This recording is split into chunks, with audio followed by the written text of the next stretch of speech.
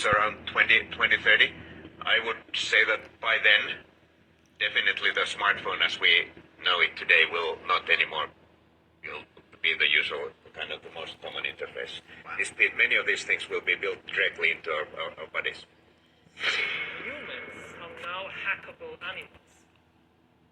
You know, the whole idea that humans have, they have this soul or spirit and they have free will and nobody knows what's happening inside me.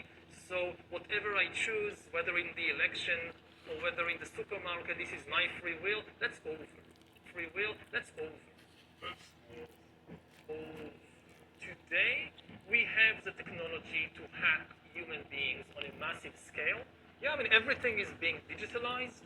Everything is being monitored. In this time of crisis, you have to follow science. It's often said that you should never allow a good crisis to go to waste, because a crisis is an opportunity to also do good reforms that in normal times people will never agree to. But in a crisis, you see, we have no chance. So let's do it.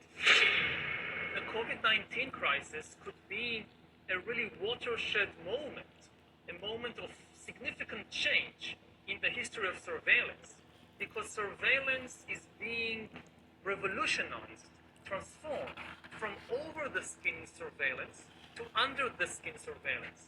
Previously, governments were collecting data about what we do, who we meet, where we go, what we watch on television.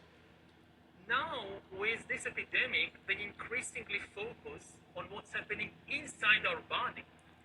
What's our blood pressure, our body temperature, our heart rate. Now, this can be used, of course, to identify if you're sick and to create a better healthcare system. You know, it's such a for a government or a corporation, it's like the most important thing in the world to know what people actually feel. No, tyrants have fantasized about it throughout history, but they could never actually do it. You know, in the USSR, Stalin had this, the huge secret police, and later the KGB, following people around all the time, but the KGB couldn't follow every Soviet citizen 24 hours a day. And even if you had a KGB agent following you, he couldn't know what you were actually feeling. If you heard a speech by Stalin on the radio, you smiled and you clapped your hands. What you actually felt, the KGB didn't know. But the future KGB could know what you actually feel when you hear a speech by the big leader. You can smile and clap your hands, but if earlier, which is around 2030, I would say that by then, definitely the smartphone as we know it today will